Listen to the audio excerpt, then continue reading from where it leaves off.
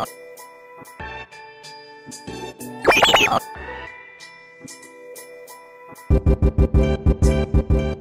what's up? It's your girl Sequoia, Silicon Valley tech editor for Black Enterprise and host of Be the Code. And I am super excited because I'm here today with Julian Eison, founder and CEO of Eison Triple Thread. Julian, how you doing? Doing well, doing well. Awesome. Just enjoying my time.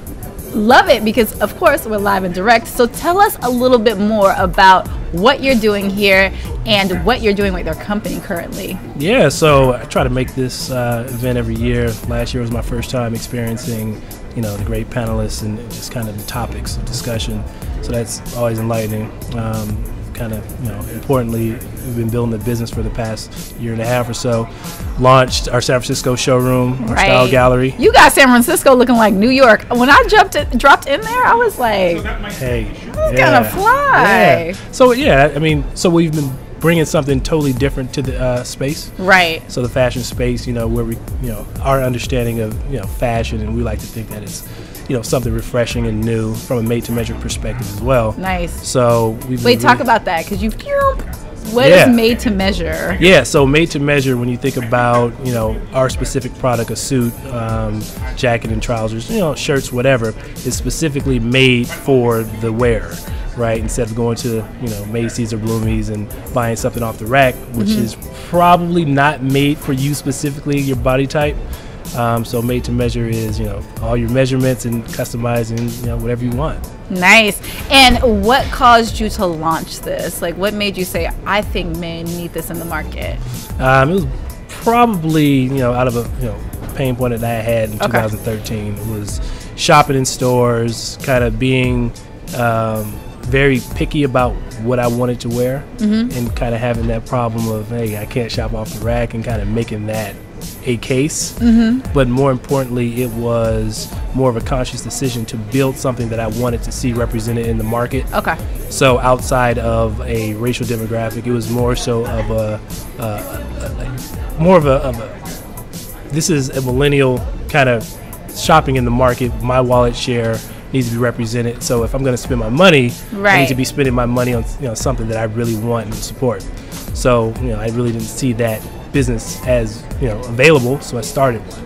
And what I think is interesting about your business is you have like this tailor-made kind of European cut, which you don't necessarily see a lot of our people in. Right. So is that the motivation behind, like, what made you say, okay, this is the style I want to do? It was more so just learning tailoring and just standard principles of something that fits well. So it wasn't really I couldn't say that I was inspired by one region or another. It was more so, how about making something that fits well? Because I don't think anybody really likes to wear anything that the baggy suit. Well. Nah. No more 8 buttons and multiple pockets. I love that. I love that. And what was the inspiration behind creating a showroom? Because you drop into a store here and you're like shuffling and like going through the racks. So what made you say, I want this to look like a showroom? Yeah. So if you really understand the made-to-measure and custom menswear boutiques and stores, it's really ingrained in European history.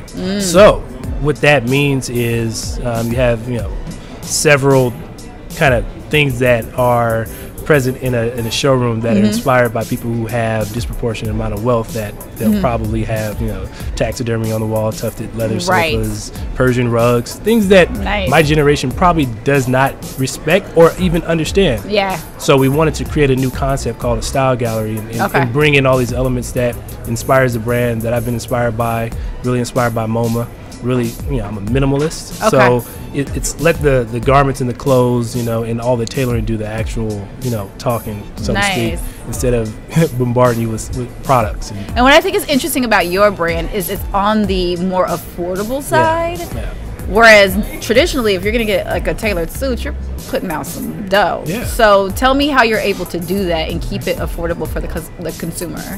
So, at the outset of the business, I wanted to create something that sat well in the middle between like your ultra luxury and then your kind of, econ suit, right? Where you just kind of what we were accustomed to, buy one, get 5 free.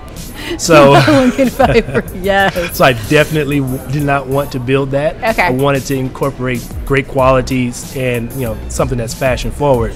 So kind of my previous life, I was in private equity, and I had that great opportunity to spend a lot of time researching and talking to people who were in the industry.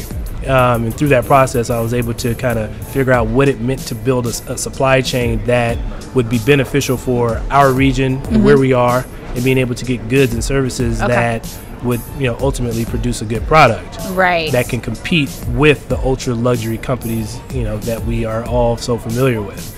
So from that and having those ideas, we kind of got where we are today, and that is a suit that starts at $749, where you would traditionally spend north of $2,500 to get that fit. It's the fit that everyone wants, right? So that's something that we drive home, and that's something that's very important to us. So let's talk about the technology behind the actual products, because I know you have a lot of things going on in the back end that people don't necessarily see. So tell me more about that. Yeah. So when we launched, the whole idea was to be able to derive a understanding of the body first, right?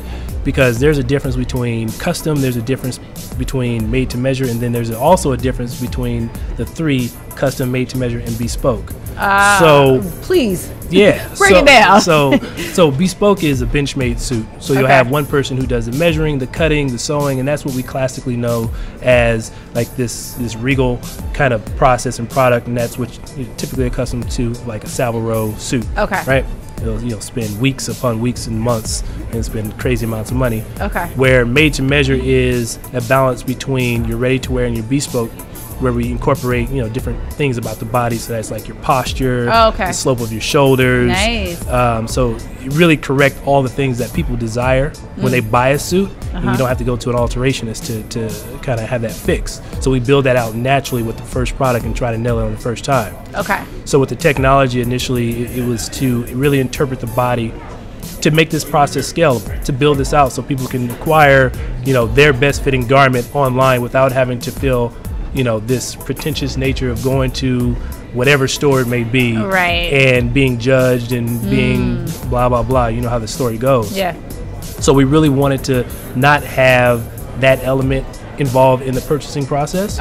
So we enable people. So our technology now, it allows us to afford people to do a self measuring process in their own home or wherever they may be. Really? Tell me, how do I do this? So today, if you go to the site, there's a brief diagnostic where it goes, it's our style profile, where we capture all this data about you and what you like. And in that process, you submit your measurements. We have a guided tutorial on how to measure your body. It takes about 10 to 15 minutes.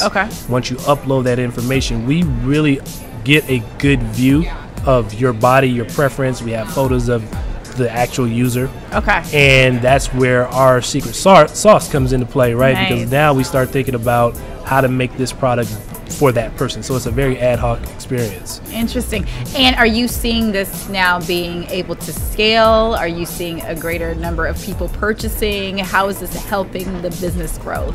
So as you know, technology moves like no other. Oh my gosh. Right? And having kind of been a part of this early, scalability, model in what we're trying to do. We're moving away from trying to have customers do their self-measurement. We're relying more on data now, data and preference. So things have gotten more complex and more accurate. So now our confidence level has gone high compared to what we were doing in the past. So we have a huge release, and the business is turning a corner. And what's coming up this upcoming quarter is going to be kind of pivotal for our brand. It incorporates a lot of artificial intelligence, a lot of styling, very very deep learning about customers, and it gets very specific in how to build your wardrobe. So that is very exciting, and that's what we've been spending about the past 6 to 9 months after we raised our second part of our seed round. So you're closing your seed, or you we closed the second part of our friends and family, and then it was a pre-seed. So we're putting that money to work, trying to build something very very important for the fashion industry. Beautiful. And where do you see this company ultimately going? I think Eison Triple Thread ultimately becomes a leading fashion house. So we are really focusing on building out a brand that can service various needs in the wardrobe, right? So if you think about from a branding perspective, we really want to be in the lifestyle design business. Okay. Outside of just products. Nice. We are creating products that are inserted into life that people really feel I can use this for these certain situations and not just acquire product. So what's interesting to me is that it seems like the technology not only just applies to the suit, but you could take that technology and apply it to other places as well. So have you guys thought about doing that? Absolutely. Okay. So when we bring people on, not to kind of spill the beans, but when we, bring people in this onboarding process, we go through this huge diagnostic and we use music as a persona, and it drives some of the things we do on the back end. So it really touches on other areas that I don't think many brands consider about a user to then promote something and share something. I'm so curious. Yeah. Please help me understand the music component. Not to again drive it. I cannot spill the beans. Okay, but it's something that we've just kind of through research and just discussion amongst team members. We figure that music drives preference. So if culture. I mean, so a lot of people say, hey, we're doing this for the culture, we're doing this. We're like, okay, what is it that people are really talking about? Because at a certain level, the term has been overused, but we're trying to figure out what it really means. Okay. So we're saying if it's the music, then what do people feel when they hear the music? What music do you really listen to? What does your playlist look like? How does that translate into a garment? Right. So we're taking those things, factoring them in, and then making the garments on a made-to-measure platform for those people, based on their preference. Sounds fancy. Hey, somebody has to do it. Love it. So I want to play a game with you. Okay. Ready? 2 truths and a lie. So you're going to give me 2 truths and a lie, and you're going to tell me none of them. Okay. I get to guess. Okay. So I'm going to guess which one's a lie, and you're going to go. Okay. Ready? All right. Let's go. I was a Olympic high jumper.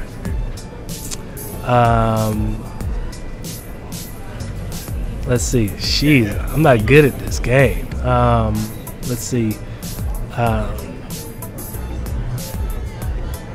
have 2 kids. Let's see. I graduated from Stanford. These are good. I'm gonna go with the 2 kids is a lie. That's true. Really? Yep. I did not know that. Yep. I feel like we got closer. I think I messed up, but yeah, I probably lied on all 3. Wait, what?